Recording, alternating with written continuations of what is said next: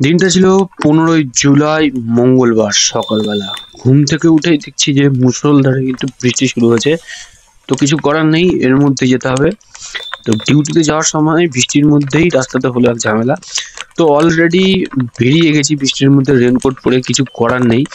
তো এটা হচ্ছে আমাদের কল্যাণী A2 এর রাস্তা। তো এটা থেকে আমি বাঁদিক ধরে রেলগেট ক্রস করে, দুটো রেলগেট ক্রস করতে হবে।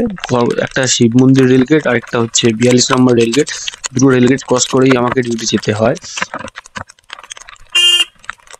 তো যাই হোক, এই রেলগেটটা এখন যেটা দেখা যাচ্ছিল যে রেলগেটটা ফাঁকাই ছিল, মানে খোলাই ছিল। তো এটা হচ্ছে বিয়ার ফ্যাক্টরির সামনে রোডটার অবস্থা। দুদিকে রোড কেটে রেখে দিয়েছে। তো এই বর্ষার মধ্যে যত মানে রাস্তা সংস্কার সব বর্ষার মধ্যেই তাদের মনে পড়ে। তো মাঝখান থেকে রোড হয়ে গেছে একদম ন্যারো।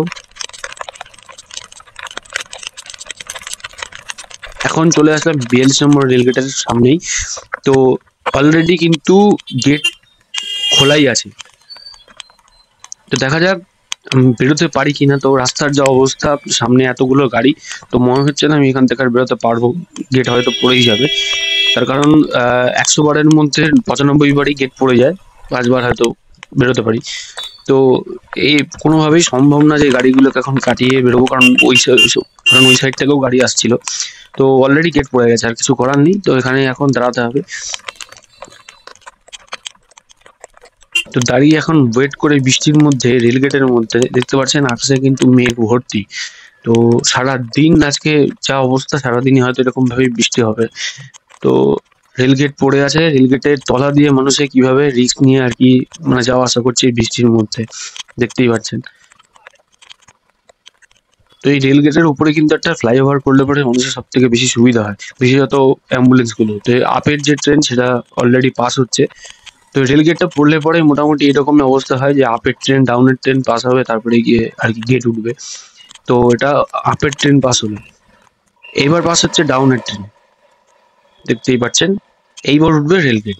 তো রেলগেট উঠতে উঠতেই আমিও বেরিয়ে গেলাম।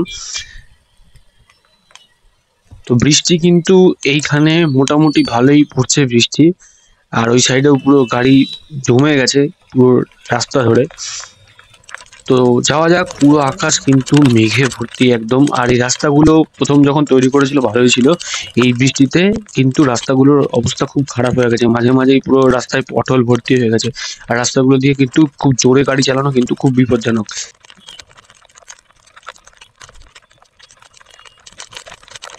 তো মোটামুটি এই বৃষ্টির মধ্যে আমি 40-এর উপরে আমি গাড়ি কোনোভাবেই তুলছি না, তার কারণ বলা যায় না যে নিজে হয়তো ঠিক মতো গাড়ি চালালাম, বাট অন্য কোনো গাড়ির জন্য আমারই অ্যাক্সিডেন্ট হয়ে গেল। তো যাই হোক, এখানে বৃষ্টি দেখতে পাচ্ছেন, এখানে কিন্তু প্রচন্ড বৃষ্টি হচ্ছে, এখানে প্রচুর পরিমাণে বৃষ্টি হচ্ছে। আর এই চলে আসলাম কথা বলতে বলতে চেকপোস্টে। তো চেকপোস্ট থেকে বেরিয়ে যাওয়ার পথেই দেখুন বৃষ্টি নেমেছে, মুষলধারে বৃষ্টি এখানে। তো মুষলধারে বৃষ্টি পড়ছে। আর রাস্তার মধ্যে সব থেকে ইরিটেশন হচ্ছে বাম্পার, মানে কিছুটা গিয়ে রাস্তার মধ্যে বাম্পার। তো এই বাম্পার পার হতে হতেই কিন্তু জীবন পুরো একদম শেষ হয়ে যাচ্ছে এই বৃষ্টির মধ্যে। তো দেখতে পাচ্ছেন বৃষ্টিতে কি অবস্থা, রাস্তার ভিজিবিলিটি একদম কমে এসছে। আর চারিদিকে অন্ধকার নেমে এসছে একটা, হয়তো ক্যামেরার মধ্যে এতটা পরিষ্কার বোঝা যাচ্ছে না যে কতটা অন্ধকার রাস্তার মধ্যে আছে। তো পুরোই কিন্তু মেঘে অন্ধকার হয়ে আছে। আর কথা বলতে বলতে চলে আসলাম এইমস এর সামনে। আর আজকে মানে দিনটাতে এতই ভয় লাগছিল, তার কারণ হচ্ছে প্রথম কথা, বাজ পড়ছে, আকাশে বিদ্যুৎ চমকাচ্ছে। আর একদম ফ্রিকোয়েন্টলি কিন্তু বাজ পড়ছে, যেটা হচ্ছে সব থেকে বেশি ভয়ের বিষয় এই রাস্তার মধ্যে। তো এর মধ্যেই হলো কাণ্ড যে আমার এই এত বৃষ্টিতে, প্রচন্ড পরিমাণে বৃষ্টি, প্রচন্ড পরিমাণে বৃষ্টির মধ্যে আমার বাইকের হর্ন আর কোনোভাবে কাজ করছে না। তো হর্ন কাজ করছে না, না পারছি হর্ন বাজাতে, না পারছি মানে একটু স্পিডে বাইক টানতে। তো এখন না পারতে বাইক থেকে নেমে এখন দেখতে হবে যে কি এক্স্যাক্টলি সমস্যাটা অ্যাকচুয়ালি কি হচ্ছে। ঠিক আছে, তো বুঝতেও পারছি না যে হর্ন কেন বাজছে না বা কিছু। তো চেষ্টা করবো এখন দেখার যে প্রবলেমটা কি, কানেক্টরের প্রবলেম আছে কি ভেতরে কোনো জল ঢুকে গেছে বা কিছু।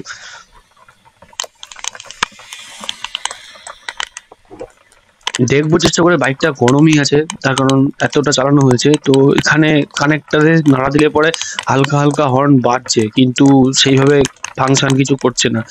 তো আরেকবার দেখি যদি এখান থেকে কিছু ঠিক করা যায় বা গোতাগুতি করে যদি কিছু ঠিক হয়।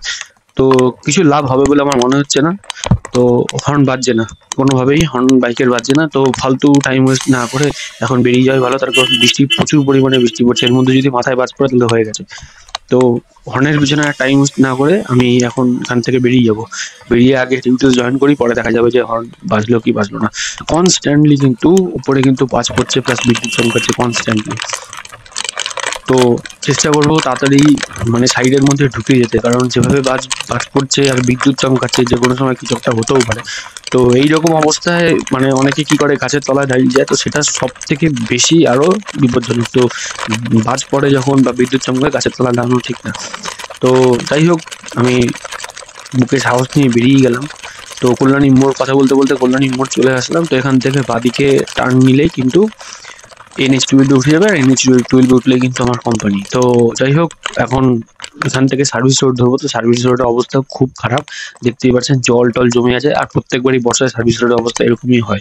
তার কারণ সার্ভিস রোড হয়তো সেইভাবে খরচা করে তৈরি করে না, কোনো রকম ভাবে তৈরি করে, যেটা হচ্ছে শুধুমাত্র একটা সিজনেই টিকবে। ঠিক আছে, আবার বর্ষার মধ্যে আবার সেই রাস্তার মধ্যে গর্ত হিসেবে জল জমে যাবে, তো এইগুলো ঠিক আছে। তো সামনে বাসটা এত রাফলি চালাচ্ছে, আশা করি আপনারা দেখতে পাচ্ছেন কিভাবে চারিদিকে জল ছিটকে ছিটকে উঠছে। তো এইভাবেই কিন্তু এইসব রাস্তায় এইভাবে গাড়িগুলো চালায় রাফলি। তো আর এই NH-এ উঠলে পরে তখন আর কোনো গাড়ির হুঁশ থাকে না। দেখুন গাড়ি কিভাবে যাচ্ছে এই বৃষ্টির মধ্যে, আর বৃষ্টিও পড়ছে খুব বেশি জোরে, কারণ সামনে কিছুই দেখা যাচ্ছে না। তো কথা বলতে বলতে চলে আসলাম টোল। টোল পার হয়ে সরাসরি ঢুকে যাব হচ্ছে আমাদের কোম্পানিতে। তো কথা বলতে বলতে চলে আসলাম কোম্পানিতে। আজকের ব্লগটা কেমন লাগলো অবশ্যই কিন্তু কমেন্ট সেকশনে কমেন্ট করে জানাবেন। ভালো লাগলে লাইক করবেন। এইরকম ব্লগ পেতে চাইলে অবশ্যই কিন্তু কমেন্ট সেকশনে আপনারা কমেন্ট করে জানাতে ভুলবেন না।